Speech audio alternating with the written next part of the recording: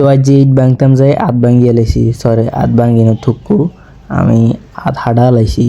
আর আধ হাঁটলে কি হবো, শতানেকে ধরে রায়নি। তো আমরা মানুষের কাছে তুমি চুরি করে আম খাইতেছি, চুরি করে আম খাইতে কি একটা মজা রে, ওহ কি স্বাদ, মরিচ দি লবণ দি।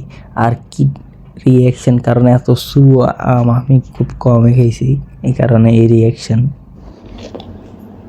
যে ঠিক টাইমে উঠছি, আবার ঘুমিয়ে গেছি।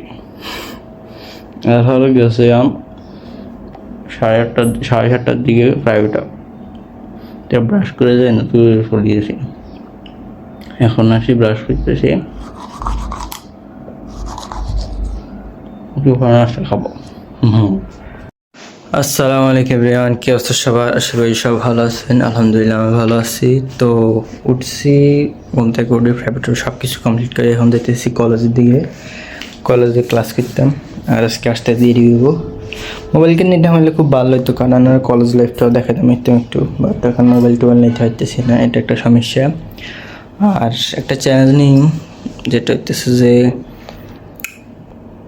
রাতের বেলা পড়ার, মানে রাতের বেলা তো পড়ি না, তো রাতের বেলা পড়ার জন্য একটা চ্যালেঞ্জ নিয়ে যে কতক্ষণ হুড্ডা মারি বা কী 2 ঘন্টা 2.5 ঘন্টা 3 ঘন্টা যা হরি আপনাদের করে দেখাবো যদি পড়ি আর কি। তাহলে আরে চারিফে আমার পিছনে দাঁড়ায় আমরা দেখতেছে আর গুম যেতেছে নিজেরে। তো আর কি, এখন যাই কলেজে, তারপরে আসি, দেখা হইতেছে আপনাদের।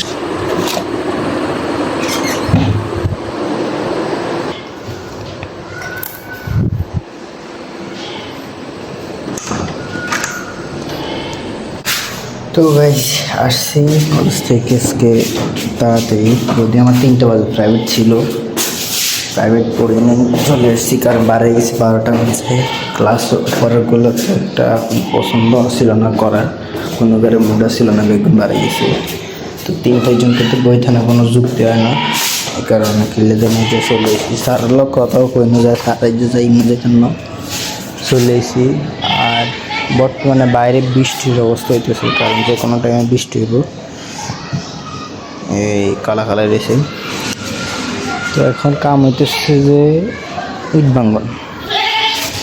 ভাঙতে কইছে, এটা হচ্ছে কাম আজকে।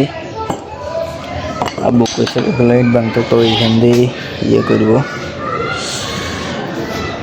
ঢালাই করবো। লাস্টে আরেকটু আছে, ওইটা ঢালাই করবো আর তো ইটেগুলো ভাঙতে কিনে না ভাঙতে বৃষ্টি হইলে,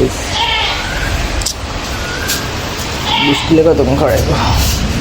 এত জোর হইতেছে না, আর গাছের তলা